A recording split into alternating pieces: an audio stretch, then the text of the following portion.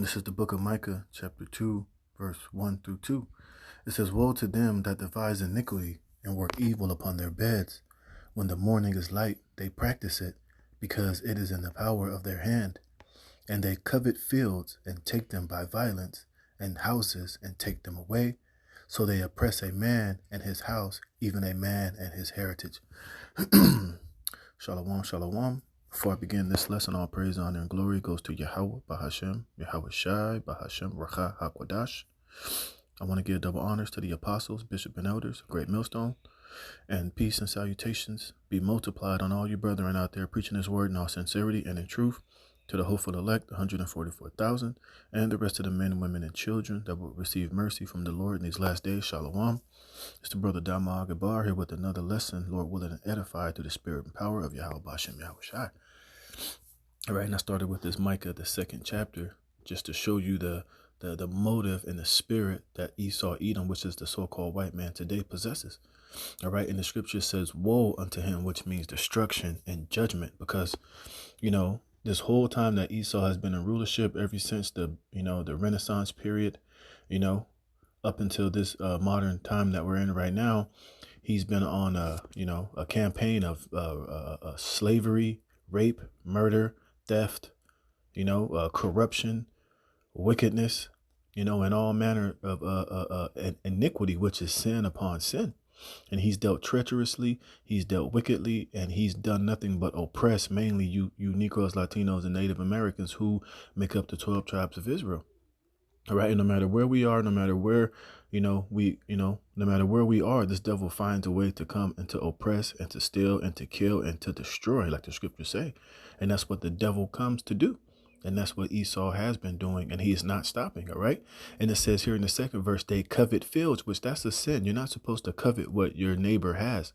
You're not supposed to covet what the next man has. But Esau is the ultimate, covetous man on this planet Earth. All right. Whatever you have, he wants it.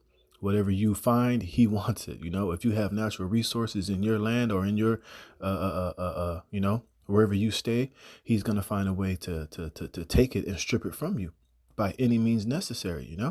He'll even bring in economic hitman. He'll destabilize your country. He'll totally, do whatever he has to do in order to take what is not his so that he can have it. You see, and it says here, he covets fields, meaning lands, and take them by violence. You see, and he doesn't have to come directly with violence. He does coups. Like I said, he'll bring in an economic hitman. He'll bring in economic destabilization. He'll send sanctions on your country to stop you from importing and exporting. He has all type of nefarious ways to take whatever he wants, and he'll do it by violence if necessary.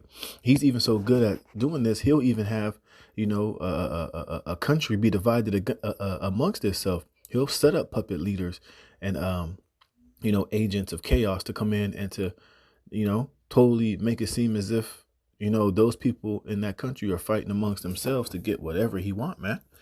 It says, so they oppress a man and his house and a man and his heritage. And look at this. And this makes a lot of sense. It says, this is from InfoWars. It says, globalists target Haiti for destruction after 20 billion in gold discovered. You see, now I'll do a little bit more research, see, how deep this really goes. But, this is the MO of Esau Edom, Like I said, whenever he covet fields and take them by force. And he's been jacking up Haiti ever since, they revolted from the French and won their independence. He's never forgotten that. And now that they discovered $20 billion in gold, hey, he's going to be the first one there. Even when that whole Haiti earthquake came, who was the first one to come to their aid? The Clintons, the West, the Red Cross, and all these different, westernized, Western, entities came over there to what? To reap the benefits, man. They was harvesting the organs of those Haitians, they experiment on them. They come there and do all type of shit. But the main thing is his greed and his covetousness. And this article is showing you that is very true. And who do you have going in there now trying to be the hero and trying to save the day is the West. They're sending in Navy SEALs. They're deeming, the so-called people over there in Haiti as violent. And now they're saying it's cannibalism. Now they're coming up against this guy, the new general called the barbecue. You see, and this devil has the power to spin everything and make it seem as if he's coming there to be the hero, to be the humanitarian, but he has an ulterior motive, which, as this article is saying, to get the $20 billion in gold in order for him, see, because he doesn't want those Haitians to reap the benefits of that blessing that's on that land. He believes that it's his and solely his only, and them dirty, rotten niggas over there don't deserve it. So therefore, he'll destabilize the country. He'll let it go to ruin. He'll let people kill themselves. He'll let rape, cannibalism, murder, civil war, anything necessary that he needs to happen over there so that he could get his hand on those riches, man. All right. It says ex-user Rad reported that there is sought after riches under the ground of collapsing Haiti. It says one caller reported that in 2012 there was a discovery of gold in Haiti, a desirable asset for those who can establish control in the crumbling third world nation. In 2012, there was a discovery of gold in Haiti to the tune of 20 billion. That's worth about 30 billion of gold in today's terms, ex-user Rat said. Rand went away to say whomever controls Haiti will reap the soils of the precious metal, you see? And that's Esau's cue. That's what he does. And that's why it's not far-fetched that he would literally allow this to happen so that he can go in there and reap the benefits. And if you've been paying attention economically, a lot of these countries, China, America, they're all buying up gold like it's going out of style. You see, and if whoever can get possession of that $30 billion worth of gold over there in Haiti, man, hey, it's going to further, enhance their riches, even at the expense and the cost of those people's lives, man. All right. This is Habakkuk chapter 2, verse 4. And that's why scriptures tell you in Sirach to never trust thine enemy, man. As iron rusteth, so is his wickedness, man. If he speaks sweetly with his lips, he's imagining how to throw thee in a pit, and he'll weep with his eyes, and he'll act as if he has empathy and sympathy for you. Look, Esau, Edom, the so-called white man, and these elites, they don't have sympathy or empathy for you people. They don't care. They hate you. They look at you as nothing. All right. They look at you as cattle, as goyim, as less than nothing, man. All right. You think that he cares about destabilizing that country and killing innocent women and children and the people in that country? If he can get that gold, he'll kill every single last person on that island if he has to, man. All right. This is Habakkuk 2 and 4. Behold, his soul, which is lifted up, is not upright in him. Talking about Esau, man. All right. He's the devil. He'll never change. That's who the Lord has created him to be. That's in his spirit. That's his MO. All right. Because he was created to be the devil and the wicked that the Bible speaks of, man. It says, but the just shall live by his faith. Yea, also because he transgresseth by wine, meaning his philosophy. He is a proud man, neither keepeth at home, who enlargeth his desire as hell and in as death and cannot be satisfied. You see, and he is as death. And he's showing you that by to get that gold over there in Haiti. Look at the amount of catastrophe and death and, hell that he's causing to happen over there in that country. You see? And even if he gets that gold, he'll never be satisfied. If there's another country in Africa that miraculously pops up and finds gas or natural gas or gold or silver or lithium or whatever type of natural resource that's very valuable, hey, he'll find a way to get that as well at any expense, man. You see, and he'll never be satisfied. You see, it says, but gathereth unto him all nations and heapeth unto him all people. You see. It says, shall not these take up a parable against him and a taunting proverb against him and say, woe, there it is, woe to him that increaseth that which is not his, you see? And that's why great judgment and destruction is coming to Esau, Edom, and the West and America and the so-called white man via nuclear destruction and fire from the chariots and great judgment and punishment from our Lord and Savior, Yahweh Bahashem, Yahweh Shai, when he comes back to shake terribly this earth.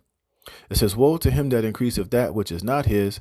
How long? And to him that ladeth himself with thick clay. And that word thick clay in the Hebrew is ibatyah, which means debt.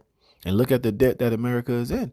And this is why he's trying to get this gold, because, once this dollar collapses and this financial system goes up in smoke, hey, gold-backed currencies and, having gold as a form of leverage and wealth is going to be a huge thing in the earth.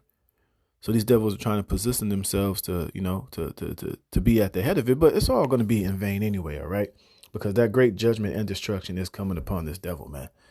It says, shall not they rise up suddenly that shall bite thee? and awake that shall vex thee, and thou shalt be for booties unto them. You see, because it's all going to come back on his head in some shape, form, or fashion. All right, all of his allies, all of his confederacies that he has with the EU and NATO and Canada, all of his allies are going to eventually flip and turn and burn this whore with fire, man.